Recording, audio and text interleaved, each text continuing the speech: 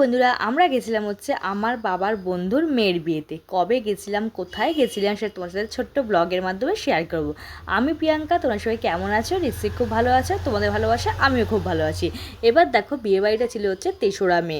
এদিনকে আমরা সন্ধ্যেবেলা সাজুগুজু করে বেরিয়ে পড়েছিলাম। 6টার সময় আমাদের কাঁচরাপাড়া স্টেশনে চলে এসেছিলাম। এদিকে মাও দেখো এখান থেকে রেডি সেডি হয়ে চলে এসেছিলো, সেজে গুজে নিয়ে কাঁচরাপাড়া স্টেশনে দাঁড়িয়েছিল। আমি তো শ্বশুরবাড়ি থেকে এসেছিলাম, মা বাড়ি থেকে টোটো করে চলে এসেছে কাঁচরাপাড়া স্টেশনে। এই ছেলে দেখো মার হাত ধরে দাঁড়িয়ে আছে, এদিকে আমার বড় মশাই। তারপর আমরা ওখান থেকে ট্রেন ধরে নিলাম, ট্রেন ধরে নেমে পড়লাম এখানে হচ্ছে শ্যামনগরে। বিয়েবাড়িটা হচ্ছে আমাদের ছিল শ্যামনগরে এসে এখানে বাবা কাজে গেছিলো, কাজ থেকে বাবাও চলে এসেছিলো। বাবা দেখো রেডি সেডি হয়ে চলে এসছে, আর দাদুকে পেয়ে আমার ছেলে তো ব্যাস দাদুর কাছে যাবে। ওই যে দাদুর হাত ধরে এবার চললো। এইবার আমরা হাত ধরে, বাবার হাত ধরে ওদিকে যাচ্ছে। এদিকে দেখো আমার বড় মশাই যাচ্ছে, পেছনে এই যে আমি আর আমার মা পেছনে টোটো ধরবো।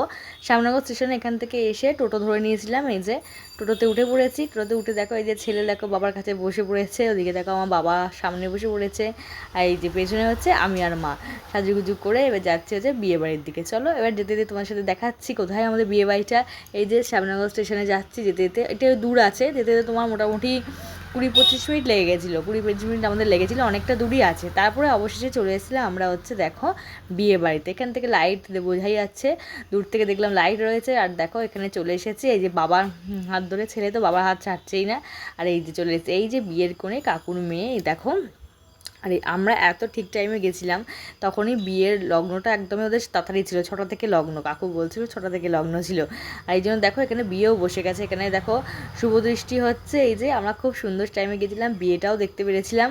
আর এই যে হচ্ছে বর আর বউ, এই যে দেখো কি মিষ্টি লাগছে। আর এদিকে দেখো বিয়েতে তারপর বসে পড়েছে, আমরা তো এদিক ওদিক ঘুরছিলাম। তারপরে দেখো ওরা বিয়েতে বসে পড়েছিল।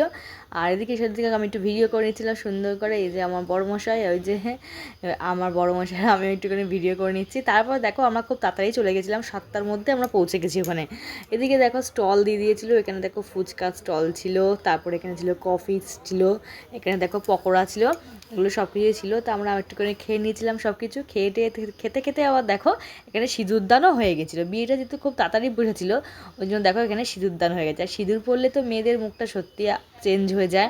কত মিষ্টি লাগছে দেখো, ওকে কত সুন্দর লাগছিল, খুব সুন্দর লাগছিল। তারপর দেখো আমরা ওখান থেকে বিয়ে টিয়ে দেখে এবার আমরা খেতে বসে যাবো। তখন 9:15 বাজে, আমরা খেতে বসবো, কেন আমাদের বাড়িও যেতে হবে। এইদিকে দেখো এখানে বসে পড়েছে, এখানে টেবিলে দেখো সব মোটামুটি অনেক লোকই বসে পড়েছিল। তারপর এখানে বাবা আছে, বড়মশাই বসেছে, এদিকে দেখো আমি, মা, ছেলে এদিকে বসে পড়েছি। আমরা দেখো এখানে বসে পড়েছি খাওয়ার জন্য। আর প্রচণ্ড খুব গরম লাগছিলো, বিয়েবাড়ি গরমকাল মানে না সত্যিই খুব কষ্টকর হয়। যাই হোক বেশ ভালো লাগছিলো। এখানে দেখো চিকেন বিরিয়ানি করেছিল, চিকেন চাপ করেছিল। আর আমার তো বিরিয়ানি খেতে খুব ভালো লাগে, খুব রান্না বান্নাগুলো এত সুন্দর হয়েছিল।